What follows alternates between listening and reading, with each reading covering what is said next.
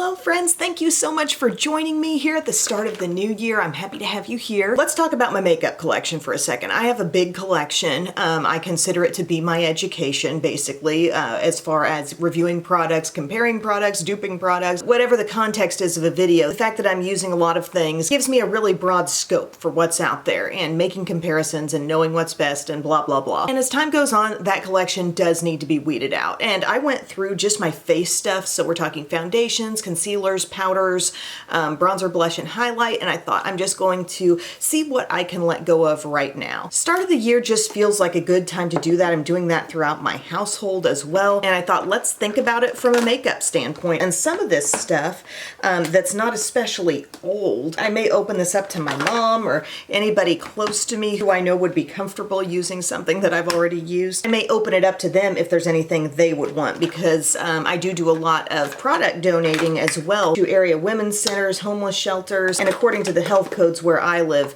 it's got to be new stuff, unused stuff. So first up, primers. Primers take up a lot of room. They come in a lot of different formats. You have tubes, you have little pots. There are a couple that I felt like I could part with. I'm so good at justifying reasons to keep things, but these are a couple that I'm letting go of. One of them I absolutely adore, this Hard Candy Smoothing Primer Balm. I've always said this is the closest thing you're going to get to the Tatcha balm, but mine has changed consistency. You see how I can't just straight up pick some up on my finger without it kind of like not hanging together and looking really, really patchy. If I really mush it into my skin, I'm getting some of that texture I remember, but it seems like something has definitely changed from when this was newer to me, so I feel like I should let that go. Also, the e.l.f. Poreless Putty Primer. I've never been a big fan of the original version of this stuff. I feel like, unlike the Hard Candy one that really smooths across the skin well and still blurs, this one feels thicker, doesn't have a great spread, and they put out something in their Cookies and Dreams collection that is a lot smoother, a really nice consistency. So I'm keeping that one and letting this one go. Come on in, we can't have an epic story time over each product you're letting go of. The Urban Decay Stay Naked Hydromaniac Tinted Glow Hydrator. I remember this having some surprisingly good coverage, but I never reached for it, and it's become that thing in the drawer that I feel like has been sitting around forever, and because I know that it's been sitting around a long time, I'm not reaching for it because I'm a little scared, frankly, that maybe it's too old. I remember it being a decent product, but it never hung with me, so I've got to let that one go. A couple of stick foundations here that are just for age sake, I've got to let go of. The Sephora Make No Mistake Foundation Concealer Stick. This was actually good, but it smells absolutely awful right now. I've come to accept that there are certain products in my collection that even brand new are going to smell like a crayon, and it is what it is, but this foundation stick is like above and beyond. It's like a sweaty, nasty crayon. I don't know how crayons get sweaty, but if they could, that's what it smelled like. And then this Bobbi Brown Skin Foundation Stick. This is a good foundation stick. I really do like it. It's just been around too long for me, and the shade is actually way, way dark. I mean, I don't know how I came away with the color Natural Tan at any point, but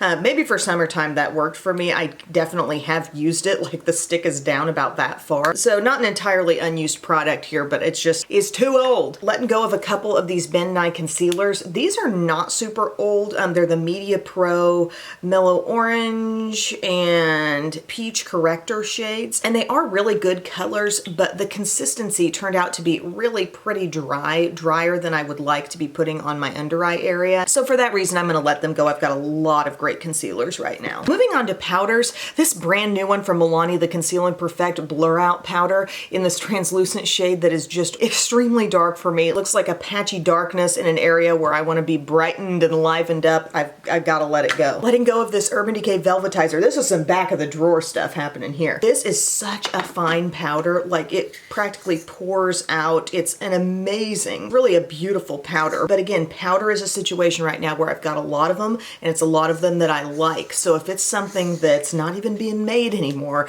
I've got to let that go. It's not really relevant on my channel. The Peach Perfect. I loved this powder. This was great. I think Too Faced should keep this alive. Also, they packaged it up so well with a nice little lid, and it was just a really pretty, fine, kind of blurring powder all over the skin, but I'm gonna let it go because it's been a long time. Oh, used to love this. Talking about really fine, lightweight powders, this By Terry Hyaluronic Hydra powder.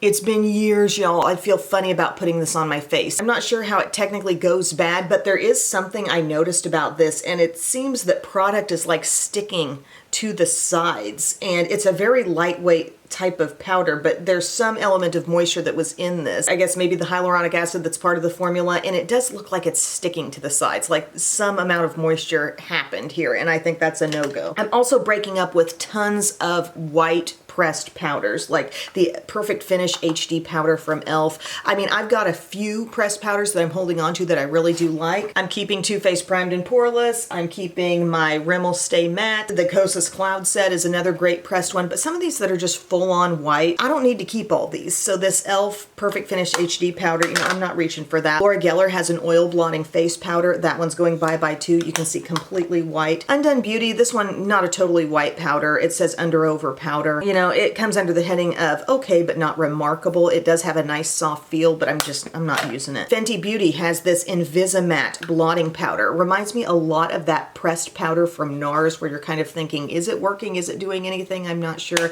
I'm letting it go. And by the way, at the end, I think I'll take you through some of my drawers, what things look like. I mean, this hasn't been an epic declutter where things look massively different, but everything fits nicely at this point in time with this level of declutter.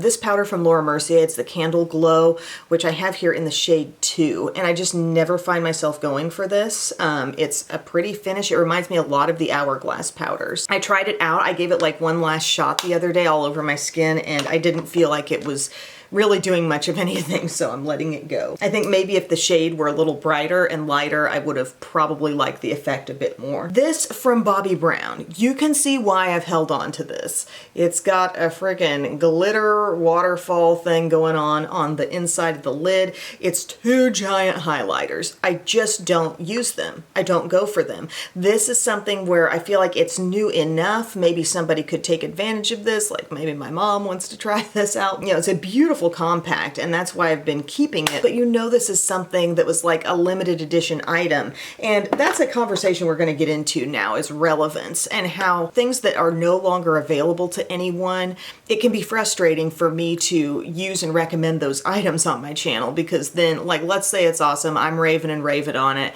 and it's frustrating for those watching who can't come up with it anywhere, or would maybe pay an excessive amount for it just to get it off of, you know, an eBay or some other random website. You know what I mean? There are some things that are just simply out of the conversation, and as a result of that, I haven't been using them very much. And I think saying this, like putting this out there, will make me more mindful of this in the future when it comes to limited edition stuff. I feel like over the past year, I've tried less and less of things that truly appear to be a limited edition item, meaning just out for a little while, they're not gonna keep releasing it. It used to be kind of a thrill. Like way back in the day when Wet n Wild would put out some limited edition eyeshadow palettes for the season, or Maybelline would have a fall collection and it would be out on display at Walgreens and you'd hustle over there to get it. Like, there was a thrill with that, but if I'm honest with myself, that stuff too, like it was temporary. And if you're a creator like me and you're looking for things that continue to be relevant on your channel, those things just don't have the shelf life that other products might. So that being said,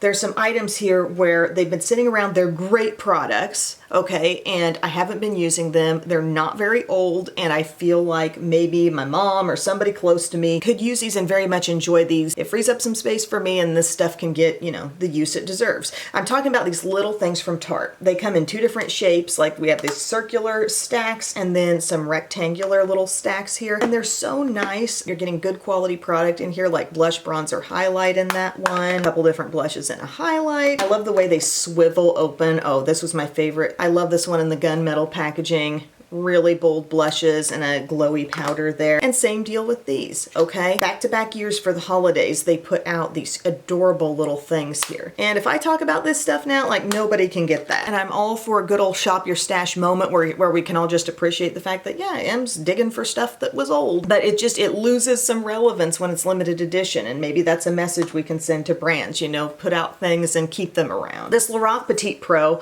okay, letting this go simply because I wasn't in love with this. I don't love the tone of this deepest shade. The light shade, I can't quite get enough out of that as well. I do like this beige matte highlighter thing, but the original Lorac Pro Contour palette was really phenomenal. And I'm just not all about what they chose to put in this downsized version. Okay, blushes. I had to make some room in the blush drawer, so this is kind of random, but this is what's going bye-bye. This Hello Halo from Wet n Wild. These I feel like don't lay down really impressively on the skin. Like in terms of getting nice even pigment out of the blush, and then the highlight's kind of flaky as well. It looks like it could be gorgeous, but I'm just not all about that. Letting go of this e.l.f. Always Fiery blush. I love their primer infused blushes, but this is just a shade that part of me thought I would really use, but I'm just not reaching for it. Letting it go. Need to make some room, like I said. Catrice. Catrice makes some gorgeous blushes, but there are also some that kind of show up a little too faint on my skin. So they have these nice little messages like focus on the good and go win cheer and stuff. These blush box blushes. This one is glistening pink. This one is nude peach. I feel like I can definitely lose those. Again, with Tarte blushes, some of these minis that I know were in a holiday collection, they're nice blushes. Really great wearable colors. And again, in the context of what I do here on YouTube, I feel like I should let those go. And you know, they're limited edition. I told my limited edition story. So that, my friends, is a little face declutter. I've been using this little 3-drawer thing for foundations for a long time. Yes, there are so many like tinted moisturizer types of products here, and that's just where the land lays right now. Like, I'm not ready to get rid of them. I looked them all over. I had reasons to keep each and every one, so I'm keeping those. And then I've got some sticks and just a few harder to store items back there. Fuller coverage foundations. I've got higher end ones and drugstore, and yes, it's very full. And down here, lighter coverage, high end and drugstore foundations, light to medium. This drawer is where I keep like primers and concealers. Primers, like I said, take up a lot of room. I went through them. I kept a lot. I've got my concealers here, correctors and brightening products, and then some other concealer formats right up here. These are powders. I've got a lot of loose powders here. Powder foundations that are offering some coverage right in this zone. More lightweight powders right over here, and a little overflow of some loose powders and random powders right there. These are my bronzers. Lots of powder bronzers. I've got cream bronzers, sticks, little palettes in this area and this area. Just, you know, some are really bulky and hard to store. Some are nice and flat. So that's the bronzer situation. Here's my blush, powder blushes. I've got harder to store items and bulkier items around the perimeter. Really, it's just about how it fits. We've got Physicians Formula here, a few Tarte. Like, I chose to just keep some of my full-size regular line blushes there. We've got e.l.f., some Catrice, Wet n Wild, Laura Geller. More e.l.f. blushes here, a couple from Thrive, some Laura Mercier, CoverGirl, yes, owning it, and some more luxury blushes right back there. So it really is a fit that works for me. I can understand what's there. I can see it all. And by the way, my cream blushes are down in the bottom part, and I wasn't willing to part with any of those at this time. I actually did a declutter of those not that long ago. But this is my highlighter drawer. Lots of powder highlights. We've got some liquids and creams kind of stuck right back in there. Some more difficult to store formats, whether they're bulkier compacts or mini palettes. But I actually have, like, this is just 2 things right there in that section. So I freed up a lot of space getting rid of some of those Tarte Trio products. I'm probably going to do the same thing for eyes and lips, just sort of talking through the reasons why I'm letting go of certain things, and then letting you see sort of the finished effect on my collection, if any. We hit different times of the year where maybe there will be larger clean outs, but this is just what feels right for me for now. So thank you guys so much for taking time to watch. And I'd also like to hear, I was thinking about this as I was decluttering. I was like, I wonder what drives people to declutter the most. Is it the age of the product? Is it just knowing that thing's sitting around and I'm simply not using it? Like kind of an apathetic attitude toward a product, like simply not being driven to use it or not really liking it? Or whether you make videos or not, do you feel like a lack of relevance affects your attitude toward a product? Like something that has been limited edition, you got it at the holidays a couple years ago. Does that make you feel like, yeah, I could let go of this a lot easier than you'd let go of, you know, something that was purchased within the last 6 months and is super hyped right now, you know? So thank you so much for your time, and I will see you again very soon. I love you. Bye.